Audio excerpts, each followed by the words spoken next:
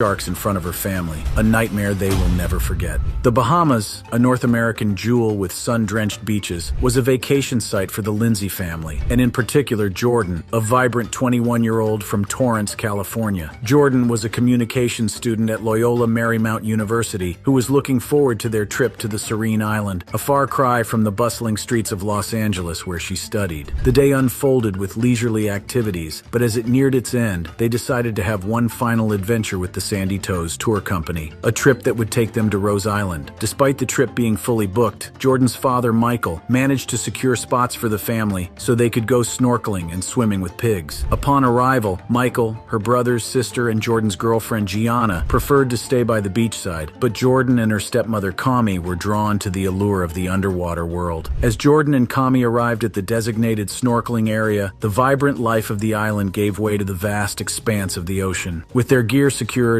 Jordan and Kami adjusted their masks, took a deep breath, and stepped into the embrace of the sea, ready to explore the vibrant coral reefs and the marine life that thrived within. Schools of fish darted around them, and the intricate coral formations told stories of the ocean's timeless dance. For a moment, all was perfect in this underwater world, and the dangers of the deep were the furthest thing from their minds. However, their exploration was shattered by a chilling turn of events. Jordan, immersed in the beauty of the coral reefs, was suddenly engulfed in a nightmare. Kami, who had been floating peacefully nearby, was jolted by a piercing scream that sliced through the water. She turned to see a sight that would haunt her forever, a pack of sharks attacking Jordan. Caught in the middle of the attack, Jordan fought desperately for her life. The water around her turned into a chaotic whirlpool of thrashing fins and swirling blood. Her screams, muffled by the water, were a desperate plea for help. Kami, propelled by a force she had never known, screamed back, her voice a mix of terror and maternal instinct, urging Jordan to swim towards her. But the sharks were relentless, their primal instincts triggered by the scent of blood. Despite Jordan's valiant efforts, she was overpowered by the sheer force of the attack. Witnessing the brutal scene, Kami knew she had to act fast. Her mind raced with the urgency of the situation, the need to save her stepdaughter eclipsing all else. With no time to spare, Kami plunged into the water, her determination to protect Jordan overpowering the instinctual fear of the predators that surrounded them. She fought to reach her stepdaughter, her movements fueled by a desperate hope that she could fend off the sharks and bring Jordan to safety. As Kami drew closer, she could see the extent of Jordan's injuries. The sharks had inflicted devastating wounds, and Jordan's strength was waning. With a mother's fierce protective instinct, Kami began to fight off the sharks, striking at them with all her might. She grabbed Jordan, trying to shield her with her own body, and started to drag her towards the relative safety of a nearby rock. The screams and commotion had alerted the tour company's staff, who quickly sped to their direction to save the two women. Upon reaching the shore, an ambulance was waiting, its sirens a soundtrack to the unfolding tragedy. Jordan was quickly transferred to the vehicle, and with every passing moment, the gravity of the situation weighed heavily on everyone's hearts. Michael and the rest of the family rushed to the hospital in Nassau, their minds racing with disbelief and anxiety. The wait was agonizing. The family huddled together, holding on to each other for support as doctors battled to save Jordan's life. But despite their best efforts, the news they had been dreading arrived. Jordan had succumbed to her injuries. The vibrant, adventurous spirit that had filled their lives with joy was gone, leaving behind a void that could never be filled. For the Lindsays, the Bahamas would forever be associated with the loss of their beloved Jordan, whose laughter and love would echo in their memories for a lifetime. Who would have thought a day in paradise with family would end up with someone's watery grave?